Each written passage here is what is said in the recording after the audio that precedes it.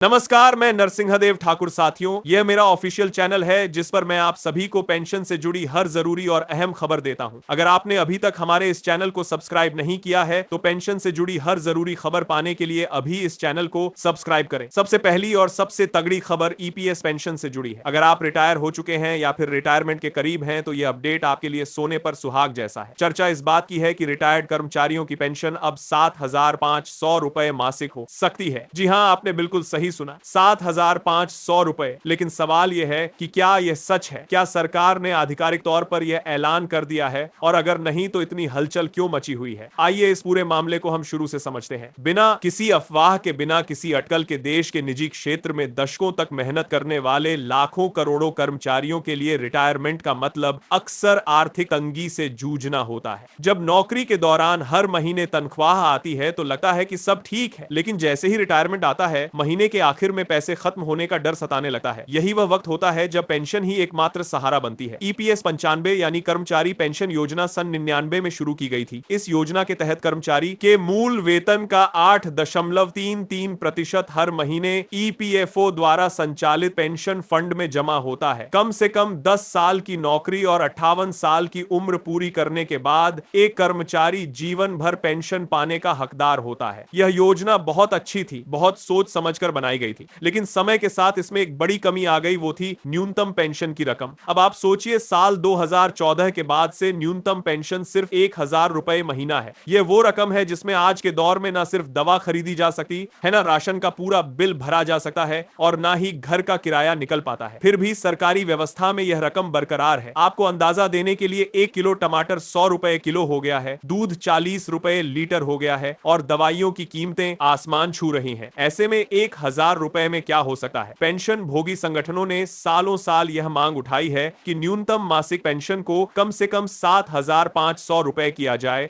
और इसे महंगाई भत्ते डीए से भी जोड़ा जाए, ताकि जैसे जैसे महंगाई बढ़े पेंशन भी बढ़ती रहे। इस साल मार्च में पेंशन भोगियों ने दिल्ली के जंतर मंतर पर 3 दिनों का धरना दिया। बुजुर्ग लाठियों के सहारे खड़े थे, धूप में घंटों बैठे रहे। यह धरना राष्ट्रीय खबर बना, टीवी चैनलों पर इसकी चर्चा हुई और इस मुद्दे को नई ऊर्जा मिली। लेकिन जब श्रम और रोजगार मंत्रालय ने राज्यसभा में अपना जवाब दिया तो साफ कह दिया गया कि फिलहाल न्यूनतम पेंशन 7,500 रुपए करने का कोई ठोस प्रस्ताव या निश्चित समय सीमा तय नहीं है। मंत्रालय ने यह भी कहा कि कोई भी बदलाव पेंशन फंड की लंबी अवधि की वित्तीय स्थिरता को ध्यान में रखकर ही किया जाएगा। यानी सरकार को डर है कि अगर अचानक पेंशन बढ़ा दी गई तो फंड खाली ना हो जाए। लेकिन क्या सब कुछ अंधेरा है? बिल्कुल नहीं, क्योंकि दूसरी तरफ ईपीएफओ 3 नाम के सुधारों की तैयारी चल रही है। इसके तहत एक ऐसा प्रस्ताव है जो लाखों कर्मचारियों का भविष्य बदल सकता है। फिलहाल पेंशन की गणना के लिए अधिकतम वेतन सीमा 15,000 रुपए तय है। यानी चाहे आपकी सैलरी 15,000 रुपए हो या 1,00,000 रुपए पेंशन फंड में योगदान सिर्फ 15,000 रुपए के हिसाब से जाता है। अब ईपीएफओ इस सीमा को बढ़ाकर 25,000 रुपए करने पर विचार कर रहा है। अगर ऐसा होता है तो करीब 6 करोड़ 50 लाख कर्मचारी सीधे लाभान्वित होंगे। मासिक पेंशन योगदान में करीब 66% की वृद्धि होगी। इसका मतलब यह हुआ कि नियोक्ता द्वारा हर महीने ईपीएस में जो योगदान दिया जाता है वह बढ़ जाएगा और रिटायरमेंट के समय मिलने वाली पेंशन भी बढ़ जाएगी। फिलहाल यह प्रस्ताव श्रम एवं रोजगार मंत्रालय के पास समीक्षा के लिए पड़ा है। अगर यह पास हो जाता है तो आने वाले सालों में रिटायर होने वाले कर्मचारियों को ज्यादा पेंशन मिलने का रास्ता साफ हो जाएगा। लेकिन इतना ही नहीं, संसदीय स्थायी समिति ने भी इस मामले में बड़ी पहल की है। समिति ने मौजूदा 1,000 रुपए की पेंशन को बुनियादी जरूरतों के लिए अपर्याप्त करार देते हुए इसकी तत्काल और व्यापक समीक्षा की जोरदार सिफारिश की है। समिति ने साफ शब्दों में कहा कि एक बुजुर्ग पेंशन भोगी दवाइयों, राशन और घर के किराए को सिर्फ 1,000 रुपए में नहीं चला सकता। यह सिफारिश उम्मीद की किरण है। हालांकि अंतिम फैसला और आधिकारिक घोषणा अभी बाकी है, इसलिए जब तक सरकार की तरफ से कोई नोटिफिकेशन नहीं आ जाता तब तक पेंशन भोगियों को चाहिए कि वह अपने सभी दस्तावेज और खाते अपडेट रखें। कर्मचारी भविष्य निधि संगठन ने स्पष्ट निर्देश दिया है कि सभी पेंशनर अपना आधार बैंक अकाउंट और केवाईसी डिटेल ईपीएफओ के आधिकारिक पोर्टल या उमंग ऐप पर जरूर अपडेट करें। ऐसा करने से जैसे ही कोई नई व्यवस्था लागू होगी, पेंशन बिना किसी देरी के सीधे आपके खाते में आ जाएगी। और हाँ, सोशल मीडिया पर जो भी खबर वायरल हो रही है बिना जांचे उस पर भरोसा मत कीजिएगा। केवल ईपीएफओ की आधिकारिक वेबसाइट और श्रम मंत्रालय की साइट पर जाकर ही सही जानकारी हासिल करें। अब बात करते हैं दूसरी बड़ी खबर की, जो उतनी ही दिलचस्प और उतनी ही गंभीर है। दोस्तों, दोस्तों, देश भर में पेंशनर्स ने एक बार फिर से धरना प्रदर्शन शुरू कर दिया है और इस बार उनका गुस्सा पेंशन वैधता अधिनियम पर है। यह कानून सरकार ने पिछले साल पास किया था, लेकिन अब इसके खिलाफ आवाज बुलंद हो रही है। बड़ी संख्या में सेवानिवृत्त कर्मचारियों ने इसे काला दिवस के रूप में मनाया। उन्होंने काली पट्टियां बांधी, सरकार के खिलाफ नारे लगाए और सड़कों पर उतर आए। प्रदर्शनकारियों का आरोप है कि यह नया कानून पेंशनर्स के बीच उनकी रिटायरमेंट की तारीख के आधार पर भेदभाव करता है, यानी जो कर्मचारी किसी खास तारीख के बाद रिटायर हुए हैं उन्हें कम फायदा मिलेगा और जो पहले रिटायर हुए हैं उन्हें ज्यादा। यह सीधे तौर पर समान रैंक समान पेंशन के सिद्धांत का उल्लंघन करता है। पेंशनर्स का कहना है कि अगर दो कर्मचारी एक ही पद पर एक जैसे साल काम करके रिटायर हो रहे हैं तो उनकी पेंशन भी एक जैसी होनी चाहिए, भले ही वे अलग अलग सालों में रिटायर हुए हों। लेकिन यह नया अधिनियम उनके साथ अन्याय करता है। इसके अलावा पेंशनर्स को डर है कि इस कानून के जरिए सरकार उन्हें 8वें केंद्रीय वेतन आयोग के लाभों से वंचित रखना चाहती है। आपको बता दें, 7वां वेतन आयोग लागू होने के बाद कर्मचारियों और पेंशनर्स को काफी फायदा हुआ था। अब 8वें वेतन आयोग की तैयारियां चल रही हैं और पेंशनर चाहते हैं कि उन्हें भी उसका लाभ मिले, लेकिन इस अधिनियम के तहत ऐसा लगता है कि सरकार उन्हें इससे दूर रखना चाहती है। प्रदर्शन राजस्थान के उदयपुर, भरतपुर, बांसवाड़ा और श्रीगंगानगर जिलों में जोरदार रहा। इसके अलावा उत्तर प्रदेश, जम्मू कश्मीर और आंध्र प्रदेश के विभिन्न हिस्सों में भी पेंशनर्स ने अपना विरोध दर्ज कराया। कई जगहों पर उन्होंने जिला कलेक्टर और उपखंड अधिकारियों के माध्यम से प्रधानमंत्री के नाम ज्ञापन सौंपे। राजस्थान के सांभर क्षेत्र में तो विशेष रूप से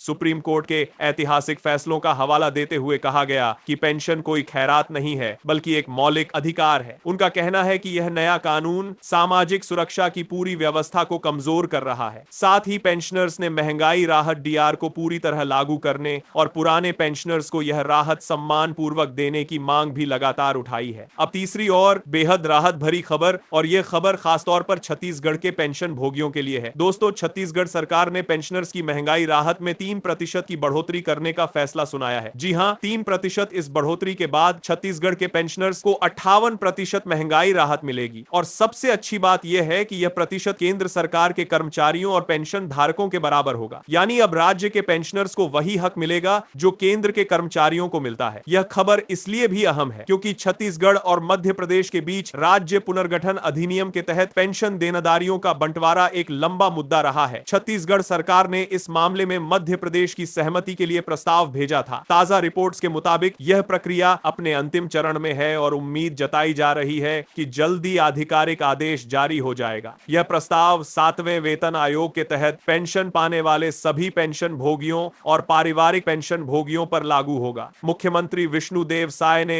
इस वृद्धि की घोषणा राज्य कर्मचारी संघ अधिवेशन के दौरान की थी। उस वक्त यह सिर्फ एक वादा था, लेकिन अब वो वादा पूरा होने जा रहा है। इस बढ़ोतरी से राज्य के करीब 1.5 लाख से अधिक पेंशनर्स को सीधा फायदा होगा। सोचिए, जब महंगाई दिन ब दिन बढ़ती जा रही है, ऐसे में 3% की बढ़ोतरी भी बहुत मायने रखती है। इससे पेंशनर्स को अपने घर खर्च, दवाइयों और अन्य जरूरतों को पूरा करने में काफी मदद मिलेगी। तो दोस्तों, हमने आज 3 बड़ी खबरों पर बात की। पहली, ईपीएफओ की तरफ से पेंशन बढ़ाकर 7,500 रुपए करने की संभावना। हालांकि अभी यह प्रस्तावित अवस्था में है, लेकिन संसदीय समिति की सिफारिशों ने उम्मीद जगा दी है। दूसरी, पेंशन वैधता अधिनियम के खिलाफ देशव्यापी विरोध प्रदर्शन, जहां पेंशनर्स ने समानता की मांग को लेकर काला दिवस मनाया। और तीसरी, छत्तीसगढ़ सरकार द्वारा पेंशनर्स को 3% महंगाई राहत देने का ऐतिहासिक फैसला, जो जल्दी ही लागू होने वाला है। इन सब खबरों के बीच एक सलाह हमेशा याद रखिए, जागरूक रहिए, अपडेट रहिए और किसी भी अफवाह में ना आइए। सरकारी वेबसाइट्स को ही सत्य का आखिरी स्रोत मानिए। अपने दोस्तों, रिश्तेदारों और फैमिली मेंबर्स को भी ये जानकारियां जरूर भेजिए ताकि कोई भी पेंशनर सही जानकारी से वंचित ना रह जाए। अगर आपको हमारी ये जानकारी पसंद आई हो तो वीडियो को लाइक जरूर करें, चैनल को सब्सक्राइब करें और घंटी का बटन दबाना मत भूलिए ताकि हर नई खबर सबसे पहले आप तक पहुंचे। आपका प्यार और समर्थन ही हमें इस तरह की सटीक और पक्की जानकारियां लाने की ताकत देता है। तो चलते हैं अब अगली खबर के साथ किसी नए एपिसोड में। तब तक के लिए अपना ख्याल रखिए, अपनों का ख्याल रखिए और पेंशन से जुड़ी हर सही खबर के लिए जुड़े रहिए।